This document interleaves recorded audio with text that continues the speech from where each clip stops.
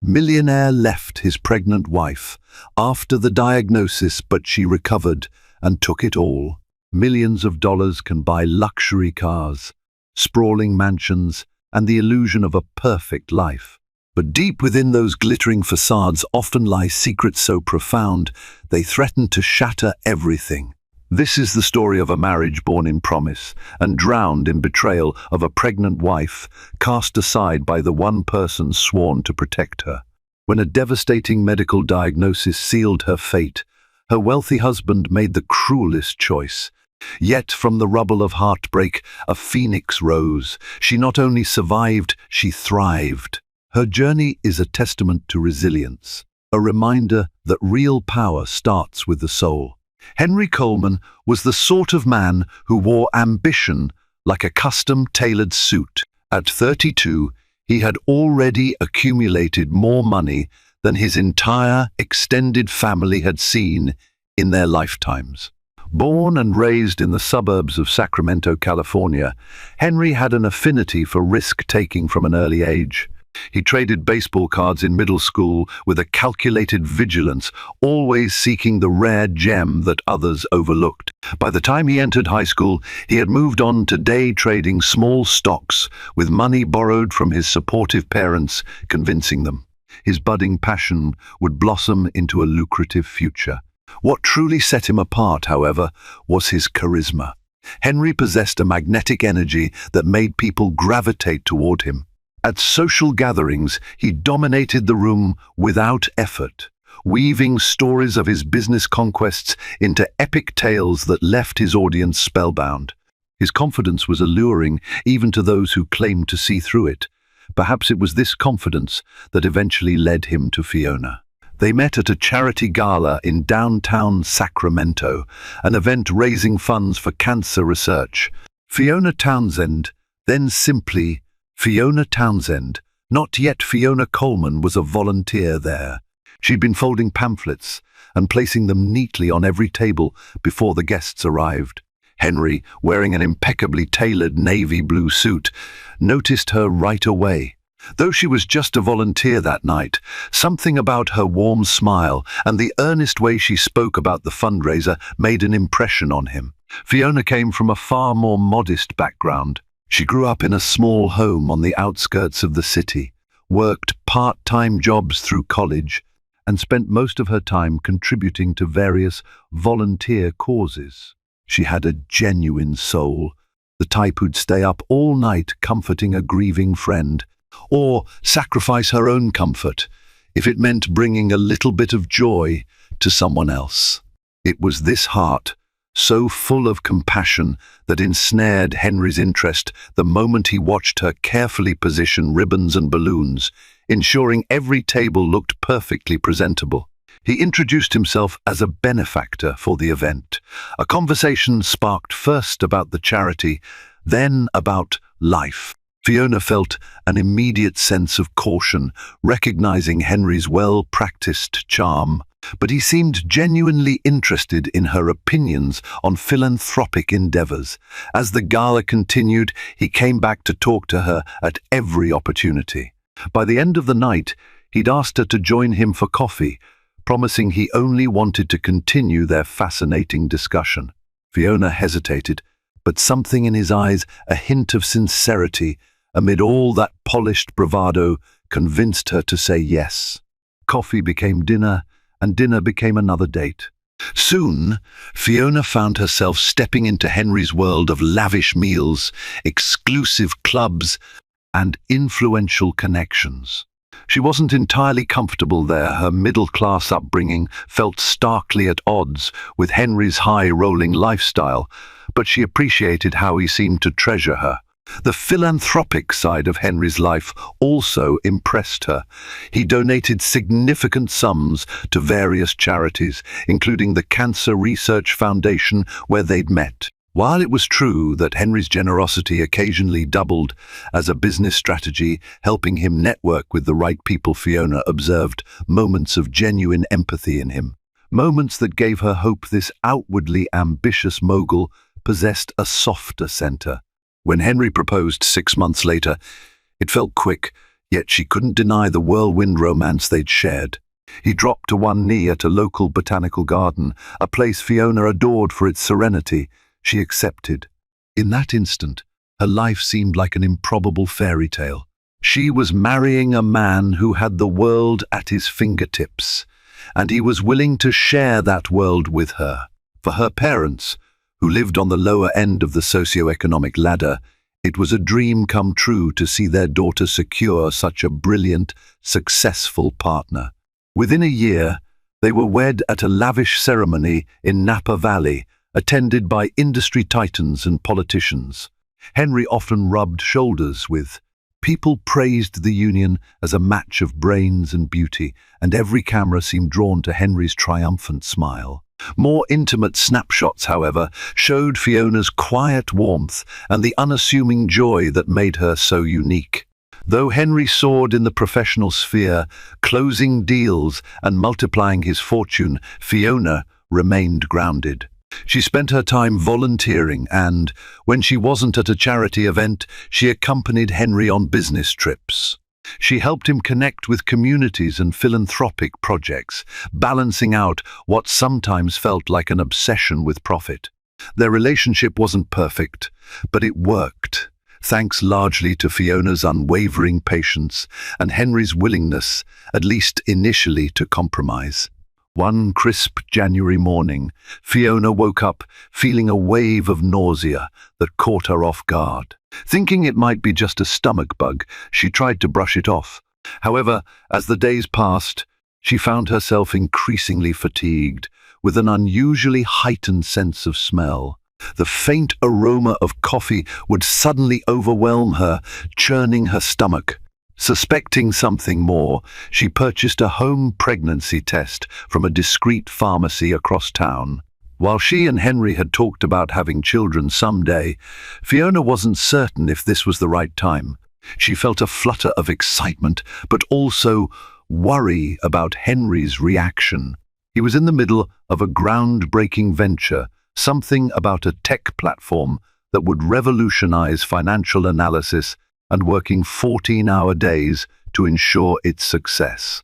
The moment Fiona saw the positive lines, her heart pounded with a mix of joy and fear. She recalled how Henry sometimes spoke about fatherhood in hypothetical terms, always couched in disclaimers like "once everything settles down" or "when I've reached my next financial goal." Regardless, Fiona felt a surge of warmth bloom inside her.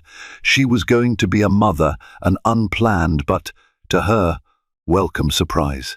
That evening, she decided to create the perfect atmosphere to share the news.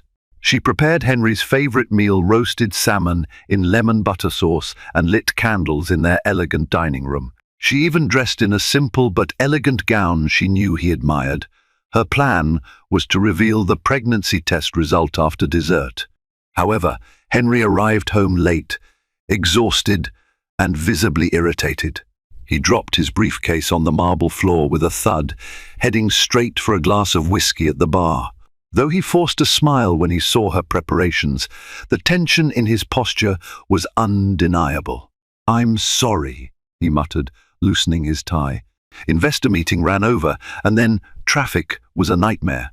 Undeterred, Fiona asked him to join her at the dining table. She tried to keep the meal warm in the oven, but some dishes had grown cold. Henry tried to look appreciative, but his gaze kept drifting to his phone. Sensing his distraction, Fiona decided to expedite her plan. She handed him a small velvet pouch after they finished eating. "Open it," she whispered, heart pounding. Henry pulled out the home pregnancy test, eyes widening in realization. "Are you serious?" he asked, voice tight. She nodded, tears of joy gathering in her eyes. "Yes, Henry, we're going to have a baby." For a flicker of a moment, she saw wonder in his expression, but as quickly as it came, it vanished, replaced by apprehension, almost dread. "That's wow," he said, forcing a half-hearted smile. "That's big news. It's just not the best timing." The words stung Fiona, though she tried not to let it show. "I know it's sudden," she conceded, but we talked about this someday. Maybe this is just earlier than expected. Henry gulped his whiskey. I need some time to process this, Fiona. My plate is already overflowing with work. That night he was distant. Fiona lay awake in bed, one hand over her stomach, wondering if Henry would truly come around. By the next morning he was gone before she woke, leaving a terse note, had an early flight to New York. We'll talk when I get back. Fiona swallowed her disappointment and tried to keep the spark of joy alive. Henry was ambitious, yes, but she hoped he would embrace fatherhood once he grasped the gravity of bringing new life into the world. Little did she know how deeply his fears and drive would begin to erode the foundation of their marriage. Henry's flight to New York was filled with conflicting thoughts and mounting pressures. He was on the verge of sealing a deal with an investment firm that could catapult his company into a new stratosphere of wealth. Yet the news that Fiona was pregnant had thrown him into emotional chaos. Once in Manhattan, he plunged into meetings. The city's towering skyscrapers and frenetic pace mirrored his internal state. During brief moments between negotiations, his mind wandered to thoughts of fatherhood, images of cradling an infant, rearranging his schedule for pediatric appointments. The visions both excited and terrified him. Was he ready for this? Back in Sacramento, Fiona scheduled a doctor's appointment with Dr. Samantha Lee, the OB-GYN at Cedars-Sinai, whom she and Henry had donated to in previous philanthropic drives. Fiona arrived early, a bundle of nerves. After some tests and an ultrasound, Dr. Lee confirmed she was around 8 weeks along. The doctor's gentle reassurance drew tears of relief from Fiona's eyes. But the appointment came with a twist. Dr. Lee noted some irregularities in Fiona's liver enzymes, nothing critical yet, but worth monitoring. Pregnancy can put extra stress on the body, Dr. Lee explained. We'll run more tests to rule out any underlying condition. Fiona tried not to panic. She told herself it was likely just normal pregnancy-related changes. Still, a small knot of anxiety lodged in her chest. A week passed before Henry returned from New York, triumphant in his negotiations. He breezed through the door, briefcase in hand, his grin fading when he saw Fiona's apprehensive expression. She explained the medical findings. Dr. Lee is concerned I might have an autoimmune issue. I need more tests, Henry. He frowned, sinking into the sofa. Autoimmune issues, what does that mean? It could complicate the pregnancy, she replied, voice trembling. Doctor, Lee wants me to see a specialist. Henry's shoulders tensed. Look, whatever you need, we'll do it. But are we sure now's the best time for this? I mean, if it's dangerous. Fiona's heart clenched at the implication he might be hinting at. She hadn't even considered terminating the pregnancy. This baby is part of us, she managed, tears gathering at the corners of her eyes. I'm not giving up, he sighed, nodding. Right, fine, I just need to think. That night, Henry tossed and turned, consumed by guilt and fear.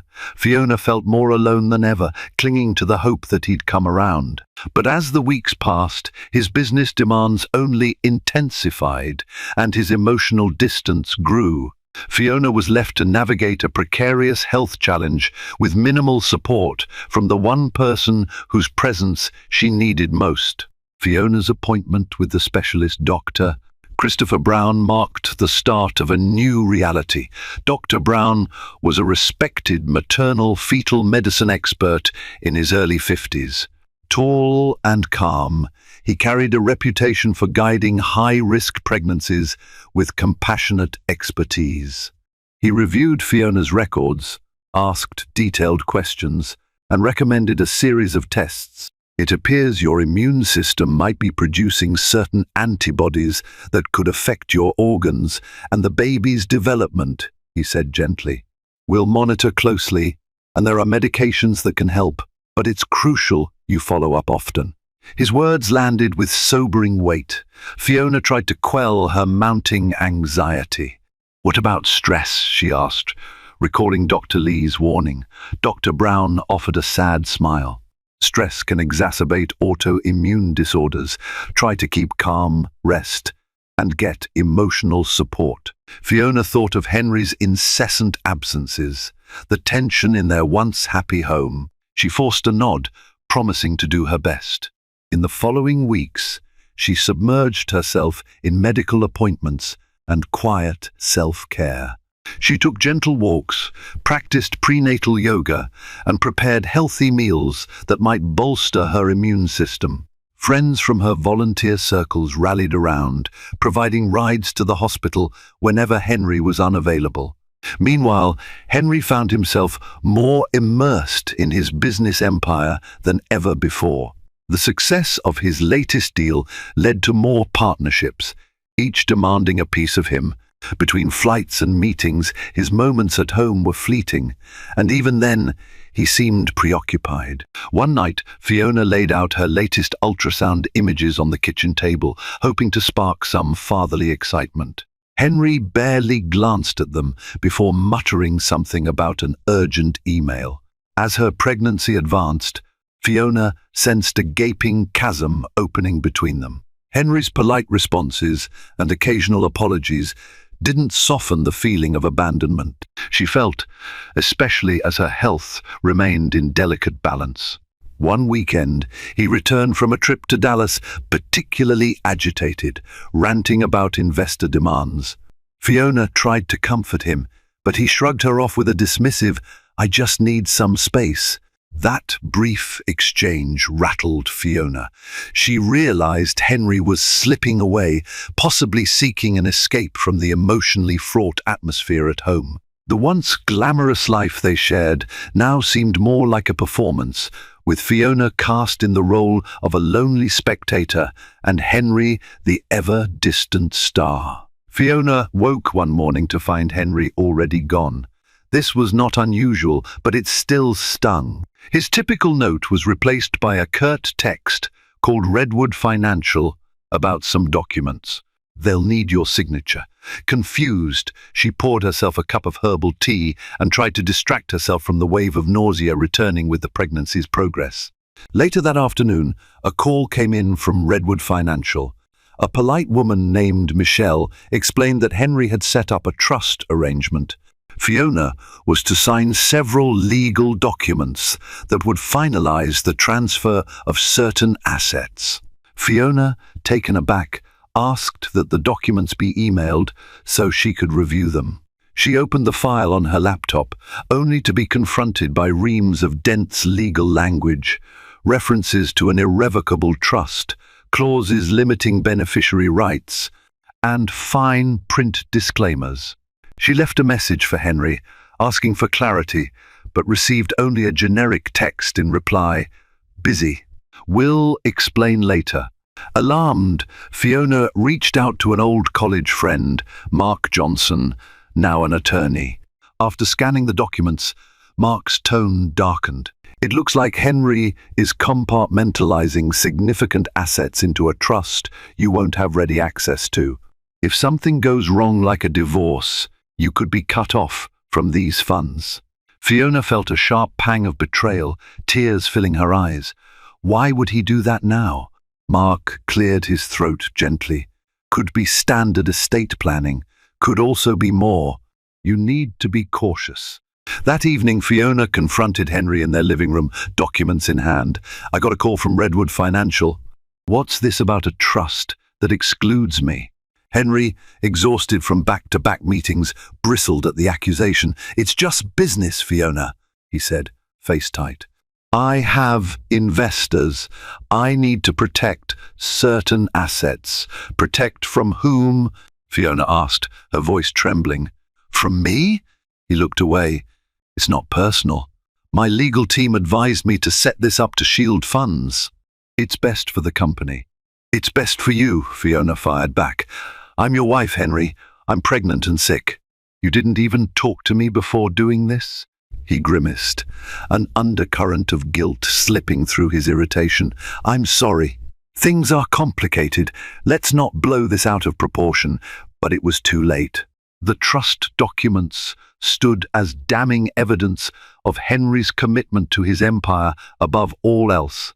Fiona walked away, clutching the pages, her mind swirling with a dread she could no longer ignore.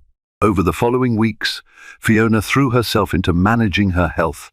Dr. Brown's regimen of medications and frequent checkups began stabilizing some of her concerning symptoms. She also attempted to keep her stress under control, though the situation with Henry weighed heavily on her heart. She sought solace in the small victories of pregnancy, the fluttery sensation of the baby kicking, the improvement in her lab results, the unwavering support from friends. Angela White, in particular, proved a steadfast ally, picking Fiona up for doctor's appointments whenever Henry was unavailable, an increasingly common occurrence. Henry, meanwhile, rented a sleek penthouse apartment downtown, initially framing it as a temporary crash pad for overnight business stays. But days turned into a week, and he barely returned to their home. Their once shared mansion, filled with polished floors and designer furniture, became a silent stage on which Fiona battled her anxieties alone. The loneliness became intolerable one afternoon when she received a call from Redwood Financial again. They demanded her signature on additional documents related to shifting assets. This time, Fiona refused and told them she wanted her own lawyer's review first. She sensed the momentum of Henry's strategy. He was insulating himself financially, apparently preparing for a worst-case scenario. Her suspicions confirmed, Fiona dialed Mark Johnson. "I won't sign anything," she said, her voice quivering. "I want to protect myself and my child. Henry's barely around. I'm scared he's leaving me for good." Mark listened patiently, advising her to document everything and ensure she didn't lose her rightful share of assets. Fiona appreciated his calm professionalism, but the emotional toll pressed heavily on her. She lay awake at night, one hand on her growing belly, trying to quell the fear of raising a child alone while also battling health complications. One day, after yet another lonely prenatal class, she found Henry waiting at the house. He'd come to collect more of his belongings, or so he said. She confronted him in the foyer, fighting tears. "Henry, can we please talk?" she pleaded. "Are you moving out for good?" He avoided her gaze, shifting uncomfortably. "I'm not abandoning you, Fiona. I just need space. My work, my stress. I can't focus with all this, she repeated, heart twisting. "You mean me, my illness, our child?" he exhaled, looking momentarily pained. "That's not fair. You know it's more complicated than that." Fiona pressed a hand to her abdomen, feeling the baby move as if in protest. "I'm fighting to keep myself and our baby healthy, Henry. But you're busy insulating yourself from us financially. That's the reality." Henry said nothing, merely gathered his suitcases and left. The shutting of the front door resonated through the cavernous hall, echoing the finality of his departure. Fiona sank onto a nearby chair, tears slipping down her cheeks as the baby shifted inside her, a poignant reminder she was no longer just fighting for herself. Henry's new penthouse offered a panoramic view of Sacramento, an ambitious businessman's dream. But no matter how impressive the skyline, guilt gnawed at him. He told himself he was doing this for everyone's benefit. Fiona needed a calm environment, he reasoned. Yet a part of him knew the truth. He was running from emotional responsibility. Work devoured his days. His tech platform was on the verge of a major launch, and every detail demanded his attention. He told himself he'd make it up to Fiona once the chaos subsided, once he secured the biggest success of his career. Yet nights in the penthouse felt hollow. He slept fitfully, haunted by the memory of Fiona's tear-streaked face. Back at the mansion, Fiona found her days long and exhausting. Her autoimmune condition flared unpredictably, causing bouts of pain and nausea. She relied heavily on Dr. Brown's treatments and Angela's steadfast kindness. Though physically drained, her spirit remained unexpectedly resilient. Late one evening, her phone buzzed with an unknown number. Answering cautiously, she heard a warm, familiar voice. "Fiona? It's Angela. I'm at the hospital. You need to get down here." Alarm coursed through her. "Hospital? What's wrong?" "It's Henry," Angela said quietly. "He collapsed at a meeting. They think it's sheer exhaustion or stress, but I figured you should know." Despite everything, Fiona's heart lurched with concern. She threw on a jacket and rushed to the hospital. Angela met her in the waiting area, her face drawn with worry. "Where is he?" Fiona asked, breathless. Angela pointed down the hall. "He's stable now, but they're doing tests. They said it's stress-related. He's been pushing himself too hard." Fiona felt an odd mixture of sympathy and frustration. She approached Henry's room cautiously. He lay in the hospital bed, eyes closed, and the fourth drip ran into his arm, and his phone, ever present, rested on the bedside table. When he sensed her presence, his eyes flickered open, and a wave of embarrassment crossed his features. "What are you doing here?" he asked softly, clearing his throat. She swallowed. "Angela called me. I came because Henry, you're still my husband." He laughed bitterly. "Some husband I've been." They stared at each other in tense silence. Eventually, Henry looked away. "Doctor says I've got dangerously high blood pressure." Ironic, isn't it? I'm the one always preaching self-control, and now I can't even control my own stress.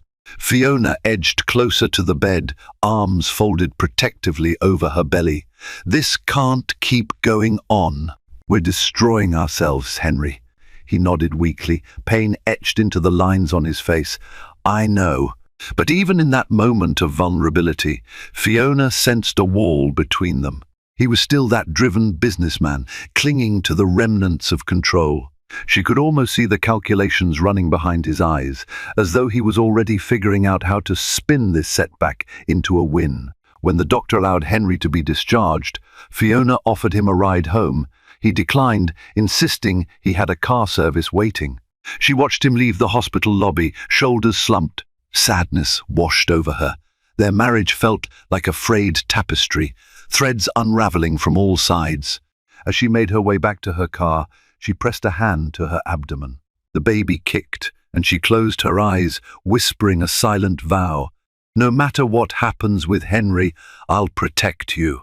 For the first time, she acknowledged the possibility that she might have to raise her child alone. The next few weeks brought a series of jolts to Fiona's already delicate state. Her autoimmune symptoms intensified, leading to unpredictable bouts of fever and fatigue. Dr. Brown tweaked her medication, cautioning her yet again about the dangers of stress. One rainy afternoon, Fiona sat in her living room, flipping through medical bills and insurance forms. She hated feeling powerless, yet that was the exact state she found herself in, dependent on Henry's money, Henry's decisions, Henry's fleeting moments of concern. Just as she felt her resolve slipping, the doorbell rang. It was Mark Johnson, his expression guarded. He held a folder under his arm. "Fiona, I've been looking deeper into Henry's financial moves. You need to see this." She ushered him inside, heart pounding. They sat in the living room as Mark explained what he'd discovered. Henry had been transferring large sums of money into offshore accounts for the past few months. The trust arrangement was only part of a larger plan to insulate his assets. "He's moving his money out of reach," Mark said gently. "If he decides to walk away, you could be left with far less than you think." Fiona's eyes brimmed with tears of betrayal. She gazed around the lavish mansion, now revealed as a fragile facade. "So I'm basically facing the prospect of him abandoning me financially and emotionally while I'm pregnant and dealing with a serious health condition." Mark placed a reassuring hand on her shoulder. "I won't let that happen. We can file certain claims or even a legal separation to protect you and the baby. But you need to decide how far you want to go." Fiona stared at the folder in her lap, feeling a swell of anger. This was her life, a life she had built with Henry, under the assumption that love and partnership meant support, not abandonment. She clenched her jaw. Do whatever it takes to secure what my child and I need. I won't let him hang us out to dry. Mark nodded, rising to leave. I'll prepare the paperwork. Call me when you're ready. After he left, Fiona sank into the couch, heart throbbing with a mingled sense of loss and determination. Her phone buzzed. It was Henry, texting to say he'd be out of town for business again. She almost laughed at the dark irony. He'd left her to fend for herself, all the while siphoning off the wealth he claimed was theirs. She curled a hand around her belly, feeling the baby move. We'll be okay, she whispered, voice trembling. I'll fight for you with everything I have. That night, Angela stopped by with groceries and a hug, just as the tears began to overwhelm Fiona. They sat in the kitchen, the soft hum of the refrigerator, the only sound between them for a while. I can't believe he's doing this, Fiona said shakily. How did we get here? Angela squeezed her hand. Sometimes people reveal who they truly are under pressure. You need to focus on getting through your pregnancy and protecting your future. Henry's made his choices, Fiona nodded, steeling herself. She might have once been the sweet volunteer with a heart full of trust, but life had forced her to adapt. She wasn't just a victim, she was a mother to be with a responsibility to survive, even if it meant going to war with the man she once loved more than life itself. As Henry's offshore dealings deepened, fate delivered a curveball that rattled his empire. The ambitious tech platform he'd been developing faltered during its beta launch. Investors grew skittish. Stock valuations seesawed. Henry spent sleepless nights firefighting PR disasters while scrambling to patch the platform's technical flaws. The mounting stress took a visible toll. Dark circles ringed Henry's eyes, and his shoulders sagged beneath the weight of looming deadlines and potential lawsuits. He avoided Fiona entirely, convinced his presence would only heighten both their anxieties. Instead, he poured every ounce of energy into salvaging his company's crown jewel. Fiona, however, had her own crisis to face. One afternoon, she collapsed at home, seized by sharp abdominal pains and dizziness. Angela rushed over, finding Fiona pale and barely conscious. An ambulance sped Fiona to the hospital, where Dr. Brown discovered her blood pressure had skyrocketed dangerously. Henry, alerted by a frantic text from Angela, appeared at the hospital a few hours later, visibly shaken. He found Fiona in a private room, hooked to the fourth drips and monitors. She looked fragile, her once lively eyes dulled by pain. "I'm sorry," he whispered, approaching her bed. "I came as soon as I could." Fiona managed a faint nod, though she couldn't muster much energy to speak. Angela stood by her side, arms crossed, her glare conveying a silent admonishment to Henry. Dr. Brown arrived moments later, explaining that while they'd stabilized Fiona for now, her condition remained precarious. Stress, he emphasized again, was a significant threat to her and the baby. Henry sank into a chair, staring at the medical equipment. Guilt gnawed at him. As he looked at Fiona's wan complexion, he realized how close he was to losing everything that truly mattered. The ambition, the deals, the offshore accounts, none of it felt meaningful if it meant endangering the life of his wife and unborn child. He stayed at her bedside that night, phone switched off for the first time in ages. The hospital's fluorescent lights reflected off the antiseptic floors, casting sterile shadows across Fiona's face. She dozed in fitful spurts, occasionally waking to glance at Henry before drifting off again. By morning, Dr. Brown announced that Fiona was stable but recommended a longer hospital stay. Henry stepped into the corridor to take a call from his coup, who delivered grim news about potential investor lawsuits. For once, Henry couldn't muster any reaction. The only lawsuit that mattered was the one he waged against fate. desperately trying to keep Fiona and their baby alive. When he returned to Fiona's room, she gave him a weak, sad smile. "Go," she whispered. "Handle your crisis." He shook his head. "No, I'm staying. I can't keep running." But as the day wore on, his phone buzzed non-stop with urgent messages. Fiona saw him pacing in the hallway, torn between two worlds. In the end, she closed her eyes, letting the steady beep of the heart monitor lull her into a restless sleep. She couldn't force Henry to be the husband she needed. He had to choose that path himself. A few days later, Fiona was discharged from the hospital with strict orders for bed rest and minimal stress. Henry pleaded with her to come to his penthouse, arguing it was closer to the hospital and that he could arrange private nursing care there. Exhausted and eager for peace, she agreed. The penthouse was pristine and modern, a testament to Henry's taste for sleek lines and cutting-edge technology. A private nurse named Lily Smith greeted Fiona warmly, helping her to a spacious guest bedroom. Despite the luxurious surroundings, the atmosphere felt more clinical than cozy. Henry attempted to be more present. He rescheduled meetings to work from home, frequently checking in on Fiona's vitals. But the tension between them remained. Their once intimate conversations had turned polite and perfunctory.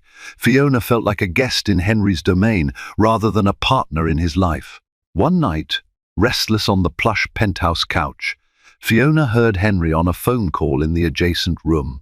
She caught snippets of phrases like offshore assets and trust limitations. Her stomach twisted. Even now, amidst her fragile state, Henry continued to orchestrate his financial safety net. But fate wouldn't wait for them to figure things out.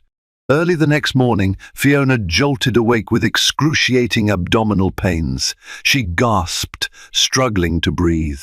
Lily rushed in, checking Fiona's blood pressure. It was dangerously high again. An ambulance was summoned. Henry stumbled out of his room, disoriented, and followed in a daze as they whisked Fiona to the hospital. In the frantic blur that followed, Dr. Brown delivered grim news. The baby was showing signs of distress, and Fiona's body was nearing a breaking point. They had little choice but to perform an emergency C-section to save both mother and child. Henry stood outside the operating room, numb with panic. Memories of lavish galas and triumphant boardroom deals flashed through his mind, now rendered meaningless compared to the life or death stakes playing out behind those double doors. After what felt like an eternity, Dr. Brown emerged. "You have a daughter," he said, offering a reassuring nod. "She's premature but stable. We'll keep her in the NICU for close observation. Fiona's lost a lot of blood, but we've stabilized her as well. She's in recovery." Relief collided with guilt in Henry's chest, tears burning his eyes. A father. He was a father now, yet he couldn't quell the dread that his own choices had contributed to this harrowing ordeal. When he was finally allowed to see Fiona, she lay pale and exhausted, a tangle of tubes and monitors surrounding her bed. "Henry," she rasped, her eyes fluttering open. "The baby, is she okay?" He nodded, swallowing the lump in his throat. "She's in the NICU, but Dr. Brown says she'll be fine." Tears formed in Fiona's eyes, and he gently took her hand, squeezing it. In that moment, he realized how close he'd come to losing them both. No empire, no offshore account, no ambition could ever replace the miracle fighting for life in the NICU, or the woman lying in this hospital bed. He stayed by Fiona's side, phone off, as the hours slid into night.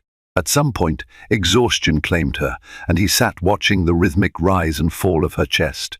A man with wealth beyond most imaginations, he had never felt more vulnerable. But in that vulnerability lay the beginning of what could be genuine change if he had the courage to follow through. In the weeks after Grace's dramatic birth, Fiona remained in the hospital to recover, while their newborn daughter fought to gain strength in the NICU. Henry spent his days shuttling between the two, splitting his time between Grace's incubator and Fiona's recovery room. The hospital became their temporary home, stripping away any veneer of high society and luxury. Money meant little in the face of medical uncertainties. Henry found himself enthralled by Grace's delicate features each time he peeked into her incubator. She was tiny, hooked to monitors and tubes, but each day brought small improvements an ounce gained, a slight increase in stable breathing. He asked endless questions of the NICU nurses, determined to understand every aspect of her care. To his own surprise, the thrill of fatherhood overshadowed his once-consuming hunger for business conquests. Fiona's healing process was slow but steady. Physically drained and emotionally exhausted, she spent hours asleep, awakened periodically by doctors checking vitals. Whenever she was lucid, Henry stayed close, updating her on Grace's progress. Occasionally, she'd see a tenderness in his eyes that reminded her of the man she first fell in love with. Still, the scars of betrayal lay fresh. She couldn't simply forget how he'd abandoned her in the darkest months of her pregnancy. Angela and Mark visited regularly, bringing care packages and unwavering moral support. Mark gently reminded Fiona to keep certain legal protections in mind, though he respected her need to focus on recovering rather than diving into another battle with Henry. In unguarded moments, Fiona wondered if Henry's shift in behavior was genuine or simply an emotional reflex to the crisis they'd endured. After nearly a month, Grace improved enough to be discharged, though she required close outpatient monitoring. Fiona, also stabilized, left the hospital around the same time. Henry arranged for them to stay at the penthouse, citing easy access to top-tier medical facilities. He even hired a private pediatric nurse to assist with Grace's specialized care. Those early days at home were chaotic and magical in equal measure. Grace cried at all hours, but the moments of holding her close, rocking her, feeling her tiny fingers curl around theirs, melted Fiona's heart. For the first time, Henry seemed fully present, cooking simple meals, running errands, and waking in the middle of the night to soothe Grace when she fussed. Yet, for all his efforts, Fiona struggled to let her guard down. She wasn't sure how to reconcile the attentive father Henry was becoming with the calculating businessman who had siphoned assets offshore. One evening, as she rocked Grace to sleep, Henry approached quietly. "I've missed so much," he whispered, gazing at Grace with awe. "I don't want to miss another moment of her life." Fiona studied his face, recalling the whirlwind of betrayal that had brought them to this juncture. "Henry, I want to believe you, but trust doesn't just snap back." He nodded, looking remorseful. "I understand. All I can do is try every day to show you I've changed." She turned her gaze to Grace, sleeping in her arms. The tiny heartbeat that pulsed in that fragile body was a testament to survival against impossible odds. She realized that she, too, carried a capacity for resilience she'd never known before. Whether or not Henry truly changed, she would always be able to stand on her own. For now, they existed in a cautious dance, each uncertain but hopeful that the near tragedy of Grace's birth might open a path to genuine reconciliation. In the months that followed, Henry strove to prove his commitment to both Fiona and Grace. He scaled back his office hours, delegated more tasks, and eased off the globe-trotting lifestyle. His focus pivoted from growth at all costs to ensuring the family's well-being. He even began attending therapy, acknowledging that his issues with control and fear of vulnerability had fueled many of his previous decisions. Fiona appreciated the shift, yet remained wary. She spent her days bonding with Grace and managing her own health, which, thanks to Dr. Brown's regimen, was slowly stabilizing. Each time Henry mentioned business deals or offshore accounts, anxiety fluttered through her.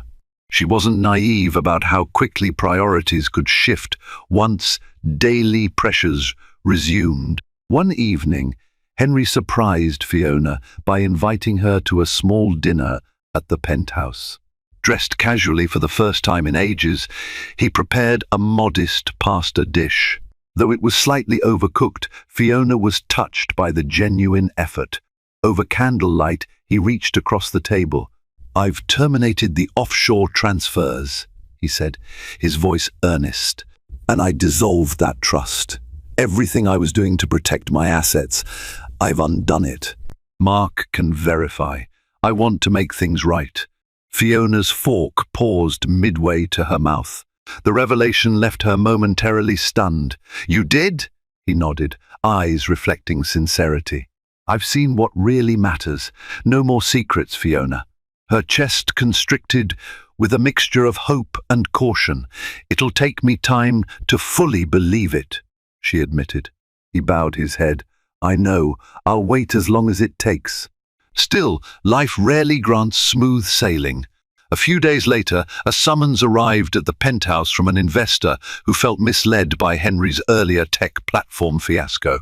They were suing for damages, claiming financial losses tied to Henry's alleged overpromises. The news rattled the household. Fiona, already anxious, worried how another crisis might pull Henry away. "This could drag on for years," he muttered, tossing the papers onto the coffee table. "I can't let it ruin everything we've built." Fiona felt a stab of fear. She recalled the Henry who would shut her out at the first sign of business trouble. Yet the new Henry surprised her. Rather than diving headlong into battle, he considered settling. "I hate paying them off," he admitted, "but it might be the best way to avoid a prolonged fight." In the end, Henry chose the settlement route, swallowing his pride for the sake of familial stability. The payout was significant, but it stemmed the tide of legal scrutiny. When all was finalized, Henry collapsed onto the living room sofa, emotionally spent. Fiona sat beside him, resting a hand on his.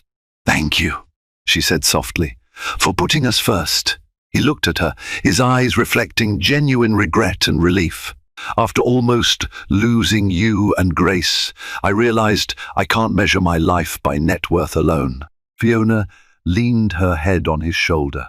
She remembered lying alone in a cold hospital bed, thinking Henry had abandoned her forever. The memory still hurt, but perhaps they had reached an inflection point. If his actions continued matching his words, maybe their family had a shot at real unity. Time brought steady healing to both Grace and Fiona.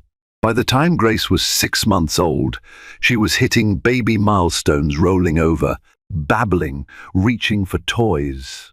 Fiona's autoimmune condition stabilized under Dr.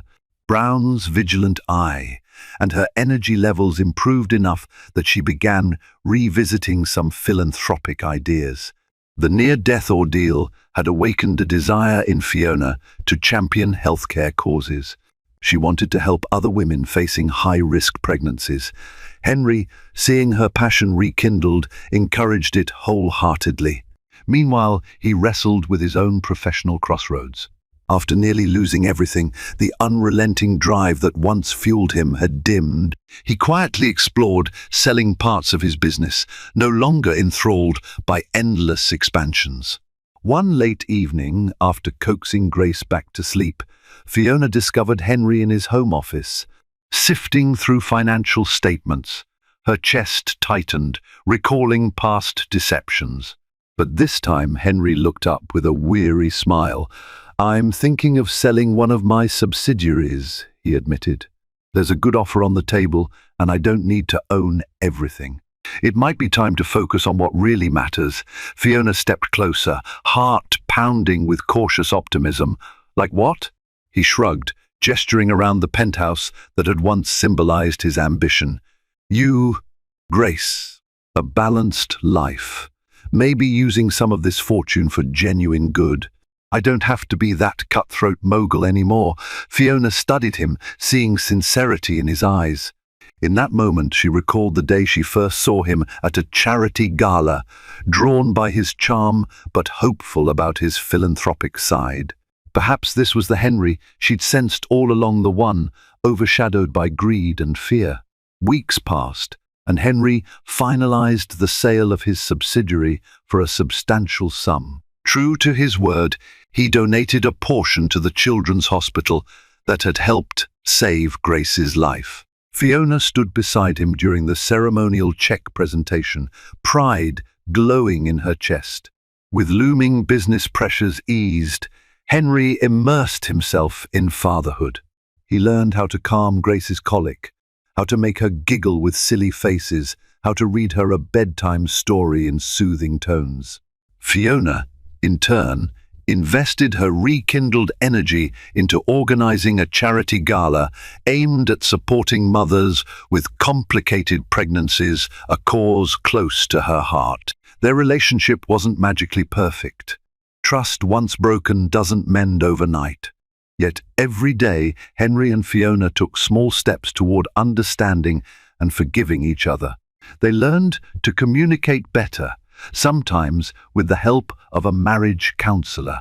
And with each shared laugh over Grace's antics, they inched closer to rekindling the love that once felt lost. Nearly a year after Grace's precarious birth, Fiona stood on a small stage in a grand ballroom for the survivors' charity gala.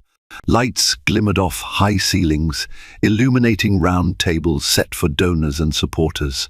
This event was deeply personal, embodying Fiona's journey from desperate hospital nights to triumphant new beginnings. Backstage, Henry cradled Grace, who gurgled happily in her ruffled dress. He watched Fiona approach the podium, remembering the timid volunteer he'd first encountered.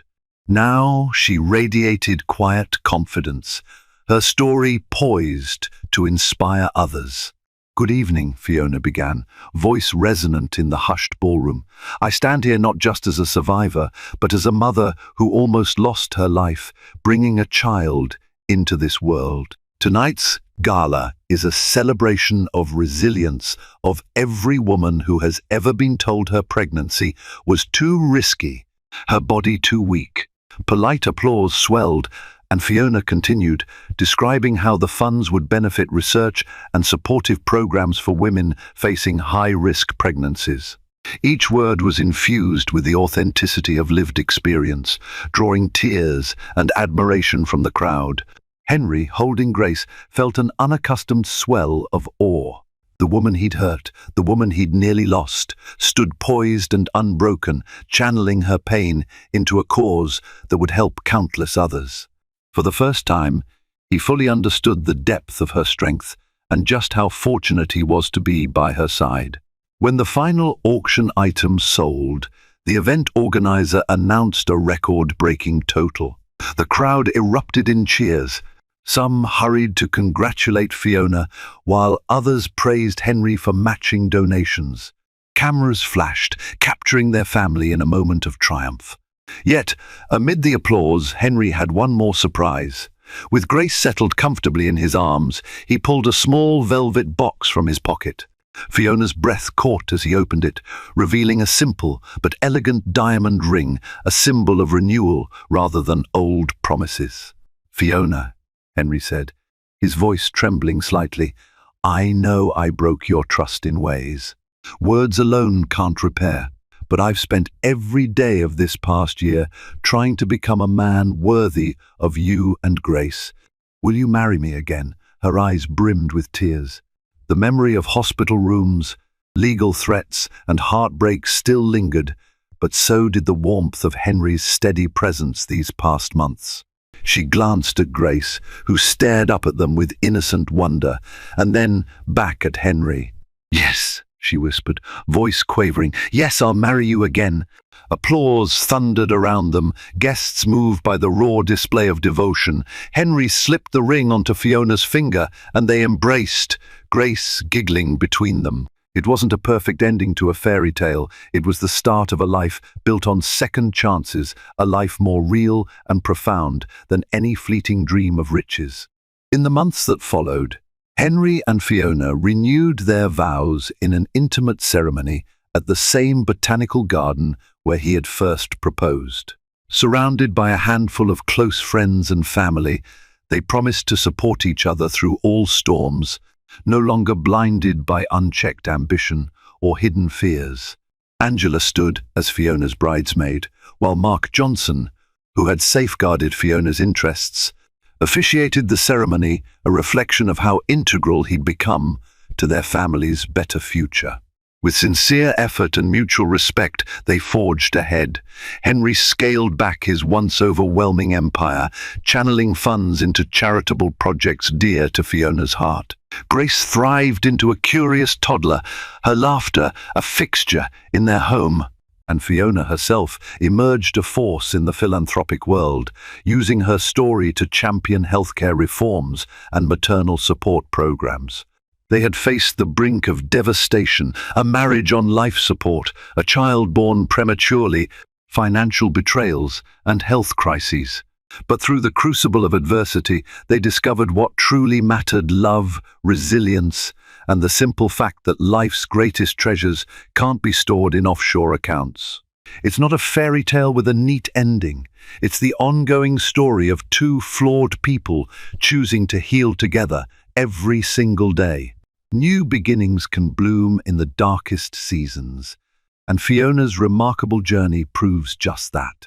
After all the betrayals, the heartbreak, and the life-threatening moments, she emerged stronger, securing her health, protecting her child, and even rebuilding her marriage on firmer ground. Her courage reminds us that resilience isn't about avoiding hardship, it's about facing it head-on and daring to rewrite the ending. Now, we want you to be part of spreading Fiona's empowering message. If her story struck a chord with you, if you felt her pain, her hope, and her ultimate triumph, don't let it end here. Help us continue the mission of resilience by liking this video, sharing it with friends who need some inspiration, and subscribing to this channel for more stories that highlight the incredible strength we all hold. Together, we can honor Fiona's triumph and celebrate the power of second chances.